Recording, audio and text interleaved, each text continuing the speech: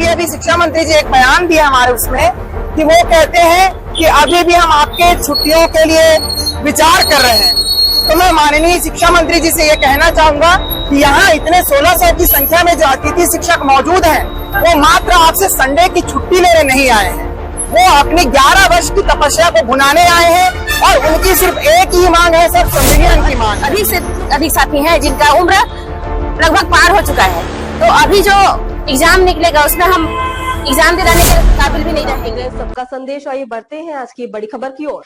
अतिथि शिक्षकों का प्रदर्शन जारी। 16 जुलाई को विधानसभा घेराव की तैयारी। नियमितीकरण और समान काम के लिए समान वेतन की मांग को लेकर छत्तीसगढ़ के अतिथि शिक्षकों का आंदोलन लगातार जारी है। दुर्ग में पिछले 14 दिनों से धरने पर बैठे अतिथि शिक्षक अब आंदोलन को और तेज करने की तैयारी में हैं। इसी कड़ी में 16 जुलाई को रायपुर में विधानसभा घेराव का ऐलान किया गया है।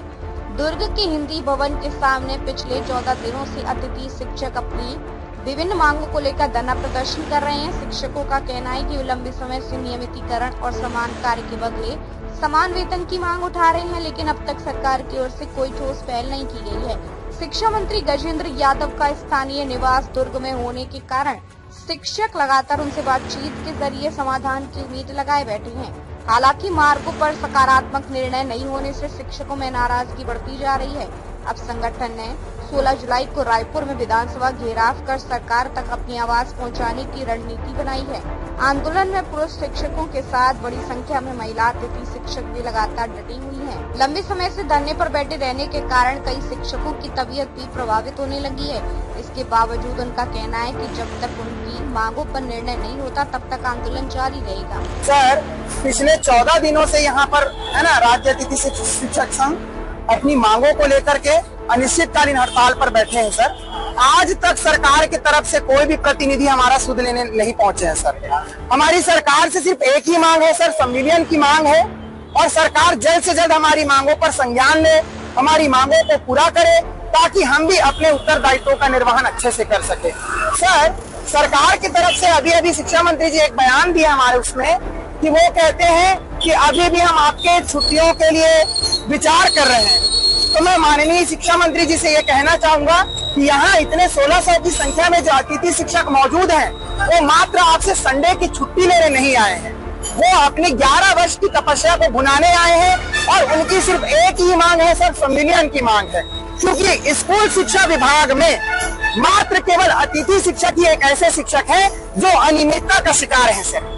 आज हमें वो कोई सुविधा नहीं मिलती जो उसी छत के नीचे पढ़ाने वाले अन्य नियमित शिक्षकों को मिलती है। उनको वहाँ पर सरकार 80,000 से लेकर के 1 लाख रुपए तक का वेतन देती है, और वही महज हम विद्यामितान शिक्षकों को मात्र 20,000 का वेतन देती है। शिक्षक लोग 14 दिन से लगातार हड़ताल पे यहाँ डटे हुए हैं और हमारे यहाँ रहने का असर बच्चों पर बहुत पड़ रहा है, क्योंकि हम लोग गणित, विज्ञान, केमिस्ट्री, रसायन, भौतिक और कॉमर्स के टीचर हैं, तो इन विषयों का असर तो स्कूल पर पड़ ही रहा है। अगर सरकार सोचती होगी कि हमारी संख्या कम है तो ये न समझे कि हमारे वजह से स्कूल में कोई प्रभाव नहीं पड़ेगा।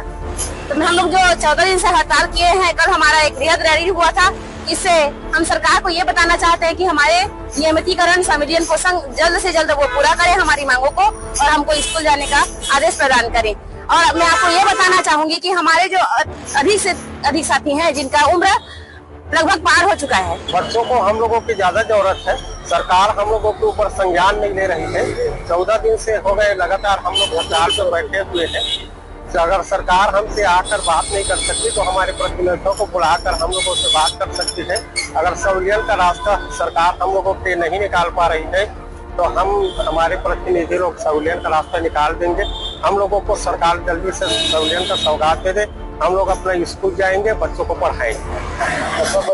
खबरों में अब तक के लिए बस इतना ही। फिर होगी आपसे मुलाकात, तब तक के लिए नमस्कार और देखते रहिए सबका संदेश। ऐसे ही लेटेस्ट अपडेट पाने के लिए हमारे चैनल को सब्सक्राइब करें और तुरंत नोटिफिकेशन पाने के लिए बेल आइकन प्रेस करना ना भूलें। यदि आप हमें फेसबुक या इंस्टाग्राम के माध्यम से देख रहे हैं तो हमारे पेज को फॉलो जरूर करें। धन्यवाद।